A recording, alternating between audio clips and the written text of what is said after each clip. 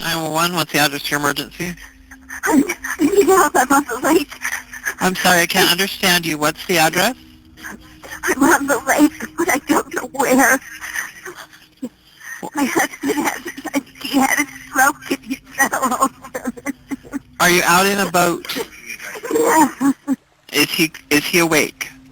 No, he's Okay. in the water. He's in the water? He's gone. I've been looking for him for hours.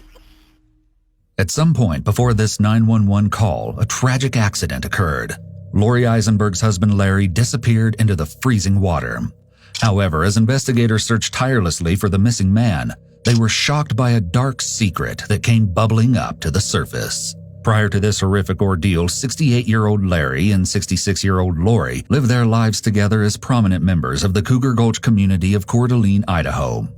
Larry and Lori each had several children from previous relationships, and those close to the couple reported that they never argued and were always complimenting each other. This detail makes what happens next all the more heartbreaking.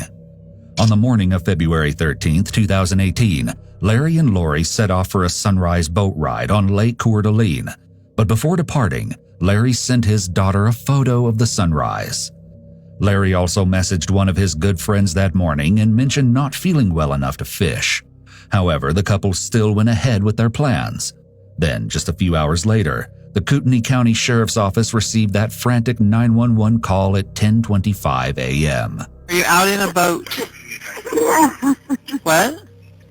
Yes. Lori's voice sounds panicked. When someone is in fight or flight mode, respiration increases and mucous membranes dry up. This dryness includes the vocal cords, which can affect the sound of someone's voice. Then Lori gave the operator more information about what had happened to her husband. He was driving the boat, and he stood up fast, and he said that something's wrong with the motor. And so then he unzipped the cover thing and went to the front of the boat. He turned towards me to say something about the electric motor, and he and he fell over. The majority of the chilling body cam footage in this case has never been seen before. The footage has been analyzed by a qualified team, including a licensed attorney and former criminal prosecutor, and a former licensed professional counselor. Officers arrived at the closest shoreline just after 11 a.m. and sent a rescue fireboat to retrieve Lori and bring her back to shore for medical attention. Deputies pressed Lori for any information she held regarding Larry's last known location. Hey Lori, my name is Deputy Bauman. I'm with the Sheriff's Office. I'm just going to try to ask you some questions so we can kind of figure out where to go from here. Okay? Can you tell me, how did you get the bloody nose? I fell down. You fell down. So she fell against the door. I was trying to grab him. Okay. Can you tell me about how far you were when he fell in? Closer to this side, I think. Okay, closer to this side. Okay. Did you see any houses or big trees or landmarks? In the water. Okay. It's No, okay. I didn't see. He said he didn't feel good and he was doing things weird, and then he went up to do the motor and the motor wasn't broken, it was the other motor. Okay. And then I said, why are you doing that? And he turned to look at me and his face just looked, Okay. it looked awful, and then he just started to fall, and I tried to get the door open and get to him, and I couldn't grab him, and I fell. Okay.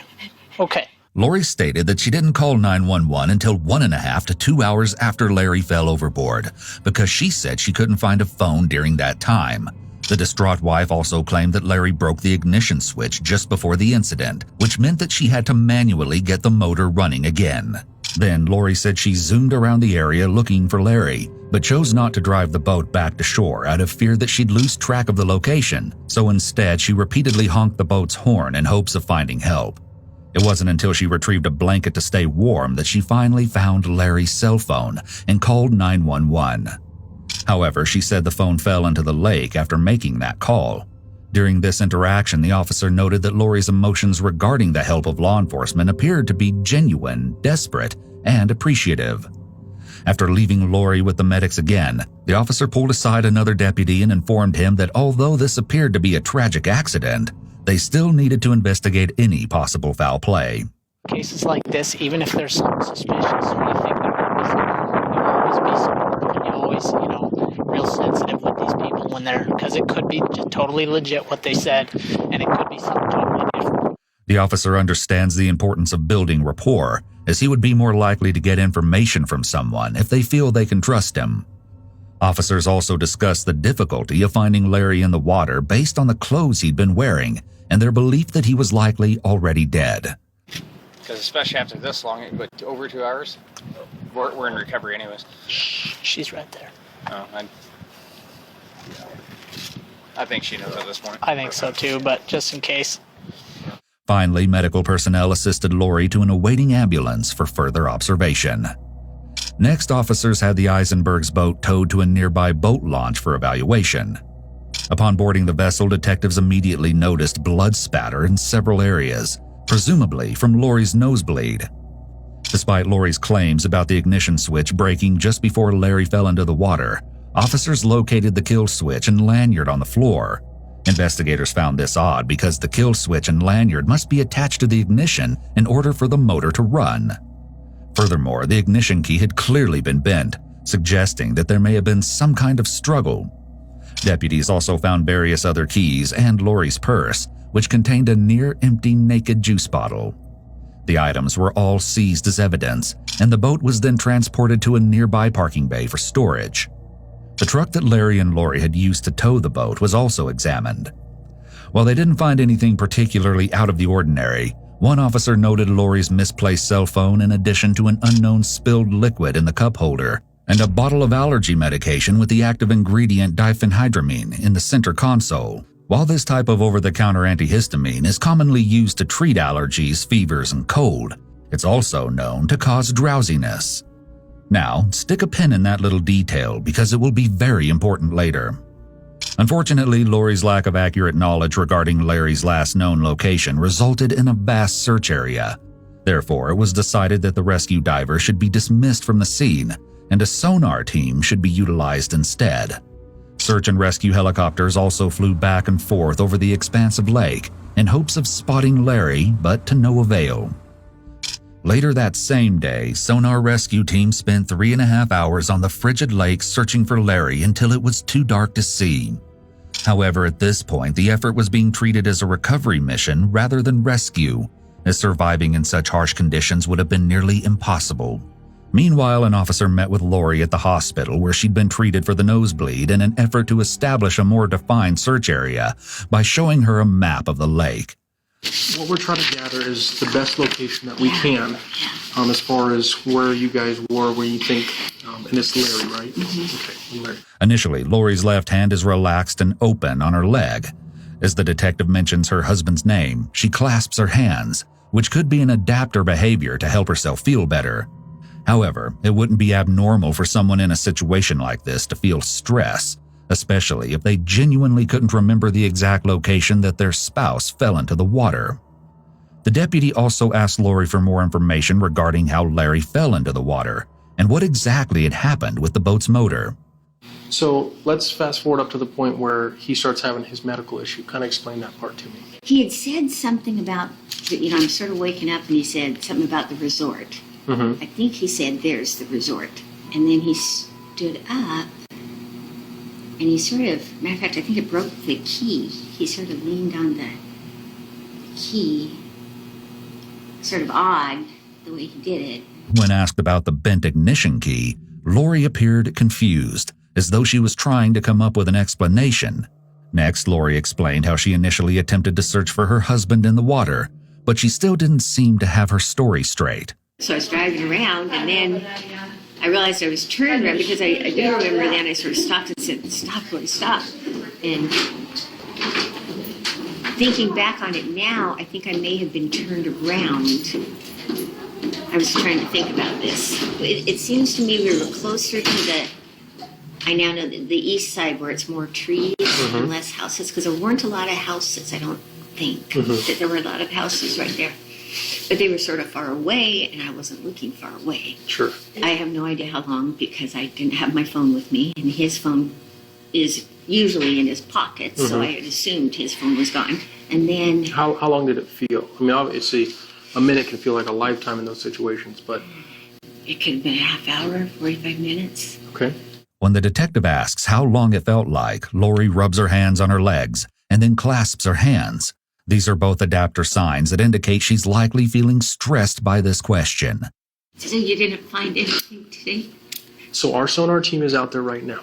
Okay, so essentially what happens when we have a big search area like this, our sonar team has to find him first before the dive team. So I'm a member of our dive team.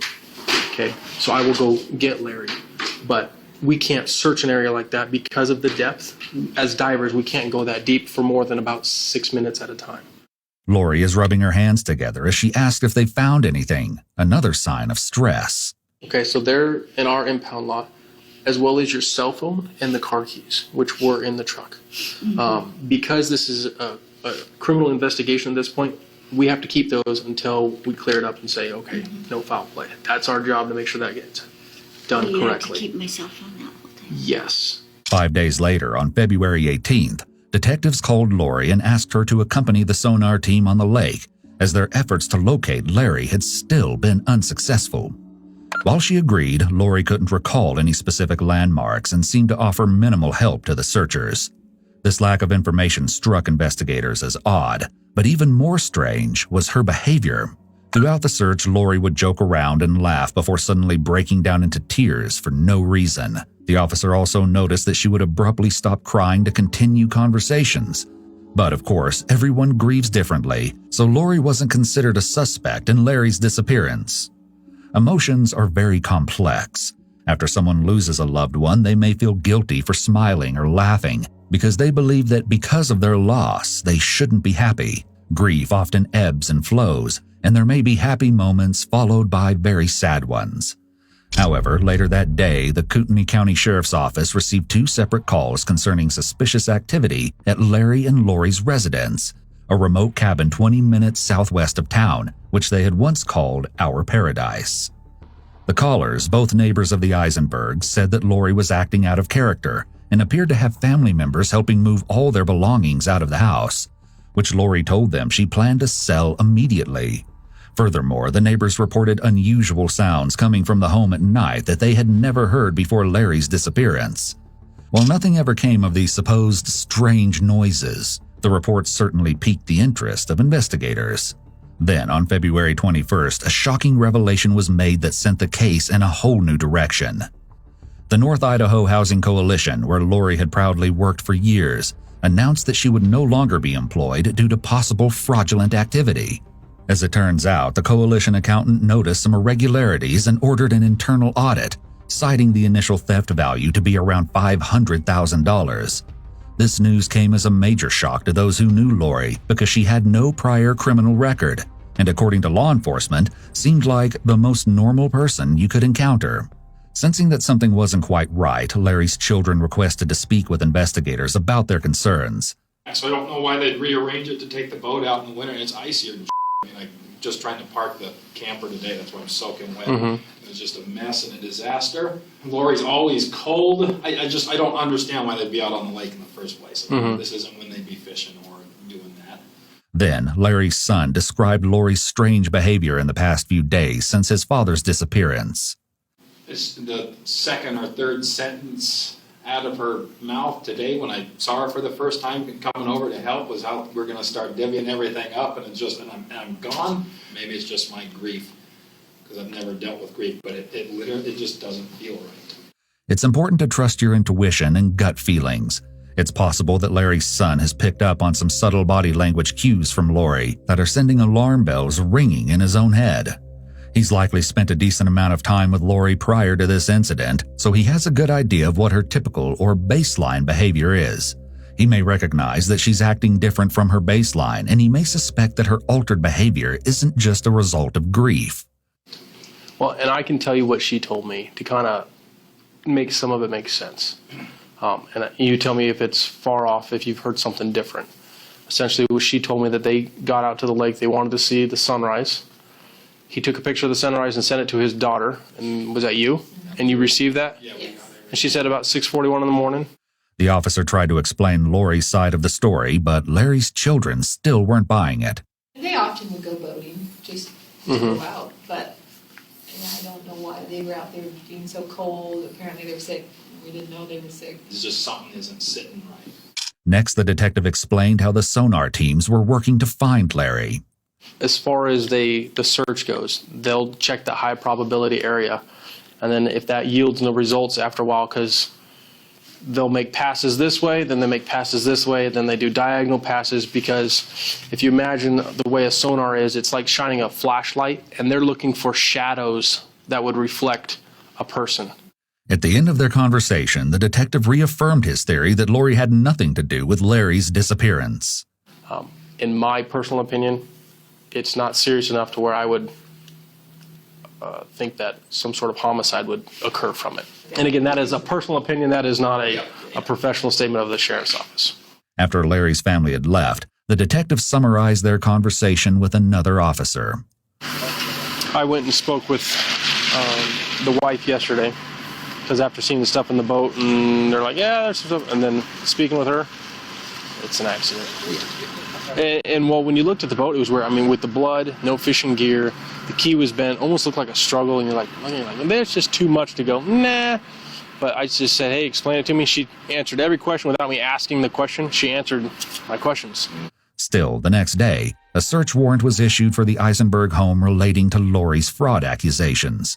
The search of Larry and Lori's home revealed several disturbing pieces of evidence, including black latex gloves and paper towels with what appeared to be dried blood on them, a Ziploc bag containing an unknown white powder, and more suspected dried blood on a concrete floor outside the residence. The lead detective working the case interviewed Lori right away at her home and confronted her with their findings. She claimed the blood they found on the gloves and paper towels was her own, but insisted that she had no knowledge of the other presumed bloodstains. Forensic testing later revealed that the reddish marks on the concrete floor had actually been caused by a wood stain that had dripped while staining boards, but that wasn't enough to keep Lori off the hook. On February 27th, Lori was arrested without incident on 40 counts of forgery and 1 count of grand theft. Lori's bail was set at $75,000 and was posted the following day by one of her daughters. But a horrifying discovery was still right around the corner. On March 1st, 16 days after Larry vanished into the icy water, a man's body was discovered floating face down near the shoreline of Lake Coeur d'Alene, roughly 3 miles from where Lori said Larry went overboard. The property owner told dispatch that the body hadn't been there when they last checked 2 days before. Officers also didn't see any signs of suspicious trauma on the body, and based on the victim's clothing, they felt confident that they had finally located Larry. Authorities then moved the body out of the water for further examination. The following day, an autopsy confirmed the body is Larry, but that's not all the medical examiner found. Toxicological testing revealed lethal levels of diphenhydramine, an antihistamine with sedative properties, in Larry's system. While overdoses of this drug are rare, experts agree that this drug is fast-acting and can be fatal when too much is ingested in a short period. Moreover, the medical examiner's findings suggested that Larry had likely died before entering the water, as there were no signs of drowning or a stroke, as Lori has claimed. As well, his body appeared to have ceased metabolic activity before entering the water. Authorities chose not to release the autopsy results immediately, but in an earlier statement given to police, Lori mentioned that her husband took numerous pills each day and was often forgetful when it came to taking the correct dosage. It's possible that Lori was being honest about Larry's forgetfulness with his pills. An alternative theory is that she was providing this information in advance just in case his body was recovered and the drugs were found in his system. Lori also claimed that Larry had recently been feeling sick with flu-like symptoms, but no one else seemed to recall Larry being under the weather when speaking directly to him. The only time Larry mentioned being sick was in the text he had sent to his friend the morning he disappeared. Now, that's assuming the message had actually come from Larry, of course. A few days later, deputies interviewed Lori's son regarding some suspicious phone activity, and unlike Larry's children, he was very supportive of his mother. Despite not having Larry's cell phone, an expert analyst identified that it had last pinged off a tower near Lori's son's home after Larry's disappearance, which was odd given Lori said it had fallen into the lake on February 13th. Still, her son denied ever being in possession of the device, saying, "I swear on my life, on my children's life, I have no knowledge of that phone. I love Larry and I will do anything to help you guys. When someone makes such an extreme statement, such as swearing on their life, the life of a family member, or even referencing God, this can sometimes be an indicator of deception. They may be trying to convince you to believe them by attempting to dress up the lie. However, it's important to not take a single indicator as proof that someone is lying. You need to look at the whole picture and multiple indicators, not just one. This type of language is also only a red flag if you get a baseline of how they speak normally. If someone uses this type of language when discussing innocuous things, it wouldn't be considered a red flag. However, if they only start adding this type of language during touchy topics, it would be something to pay attention to. Then, around late May, Lori missed 2 court dates related to the fraud case and was reported to be on the lam. As a result, a $500,000 warrant was issued for her arrest, with bounty hunters hot on her trail. In the meantime, investigators continued questioning those close to Larry and Lori, and before long, cracks in their perfect relationship began to emerge.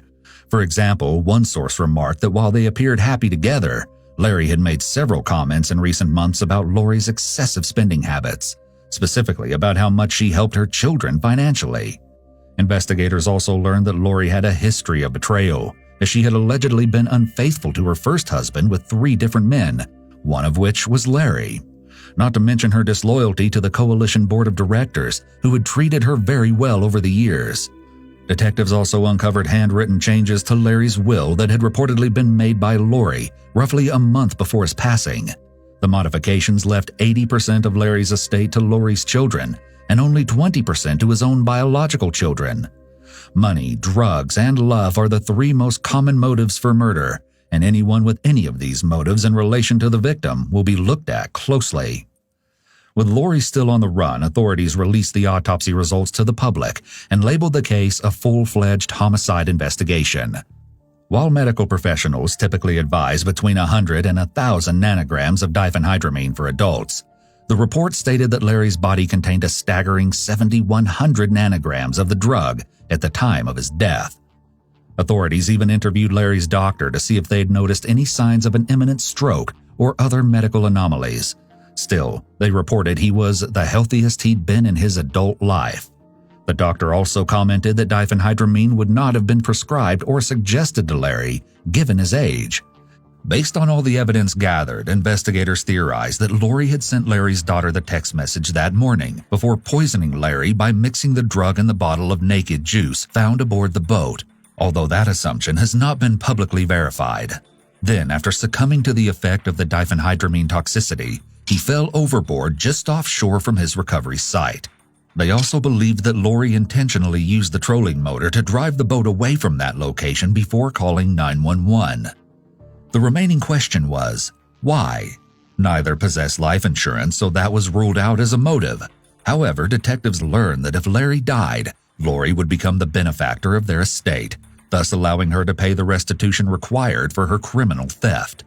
They also discerned from speaking with friends and family that at the time of his death, Larry didn't know what Lori had been doing at the North Idaho Housing Coalition, and that he would have been very upset upon finding out about her criminal behavior. Her alleged motive of financial gain was potentially confirmed when a source close to the family, believed to be one of Lori's children, told investigators that when they asked her why she had stolen the money from the North Idaho Housing Coalition, she stated, "I did it for you guys because I'm trying to help you guys out. What am I supposed to do when my daughters need help and are crying? I did it for you guys." Here, Lori is refusing to take responsibility for her own actions and instead is blaming her children. It's possible that she felt judgment from her kids about what she did, so she attempted to manipulate them into feeling grateful by claiming that she only took it for them. Finally, in July, after 2 months on the run, Lori turned herself into the Kootenai County Sheriff's Office. It's believed she'd been staying with family in California during this time. Of course, investigators were eager to speak with Lori regarding the suspected murder of her husband, but they had to wait until the fraud case was settled in court.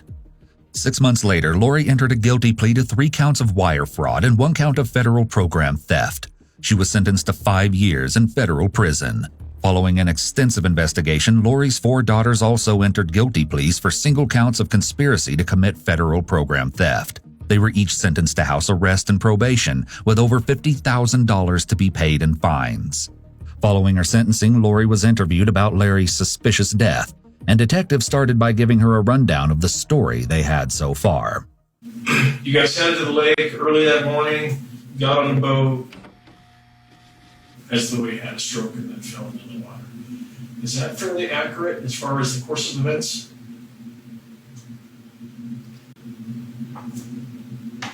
I don't think I thought he had a stroke. I didn't know what was wrong. There is a significant delay in Lori responding to the detective's question. Behavioral pauses can be indicators of deception, but it does depend on the context of the question. Some questions require thought, while other questions should lead to a fairly quick response. Lori has likely talked about what happened that day multiple times by this point, so if her story was true, this should have been a fairly easy question to answer. Then detectives got right down to the hard questions. So the end result is, quite frankly, did you kill Larry or didn't you kill Larry? And that's what we got to dial the facts in to support one way or another. Prior to the detective asking if she killed Larry, Lori's body was still. However, as soon as he mentioned the possibility that she was involved in Larry's death, her foot started tapping, which is likely an anchor point movement signaling her anxiety. When someone is sitting in a chair, their body is anchored to the floor in 3 areas: buttocks, back, and feet. If there's movement in any of these areas after a question is asked, it could indicate that the person is feeling stressed. They also asked her directly about the results of Larry's autopsy. So then we come to the part where Larry is autopsied and they do toxicology on it. And there is a large quantity of diphenhydramine, aka Benadryl, aka, well, it really wouldn't be a cough medicine, it's pretty much a Benadryl situation. Any ideas? Yeah. Despite her denial of any involvement in her husband's death, detectives continued to press her about other incriminating pieces of evidence. There's a lot of things within your phone records, there's a lot of things within your Facebook records. You've got searches about depth charts. Can you explain that? I think if you're going to start asking me questions like that, I should have my attorney here. After shutting down the interview, Lori expressed confusion over the information being spread by local newspapers. Yeah, because I don't, you say things, I don't even know what you're talking about. I don't know. Things that have come up, I don't know where people are coming up with these things. In an effort to keep the interview going, detectives asked Lori again if she could explain the suspicious activity they uncovered from her phone's internet history during a trip she and Larry had taken to Florida shortly before his death. You're researching drowning articles and boating accidents and so forth, and then on the 28th you had left to go south. Lori then remained silent as the detectives returned to discussing Larry's cause of death. He would have definitely, based on everything we hear, and his, by your own words, his strive to be healthy, that he would have contacted somebody.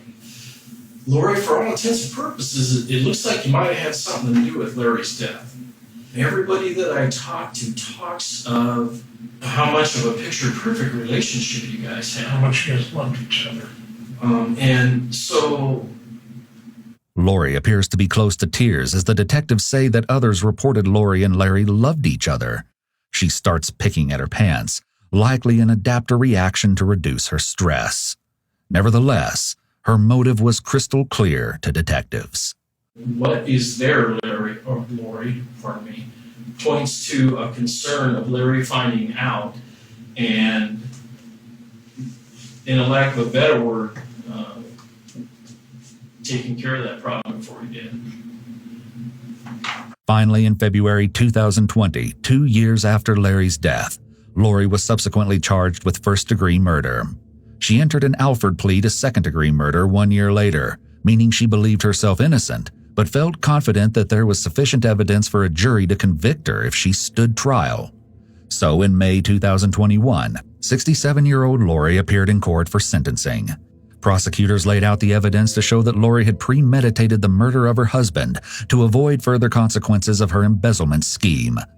Still, she refused to admit any wrongdoing and painted a very different picture of that morning's events for the court. A bizarre story she hadn't yet told investigators.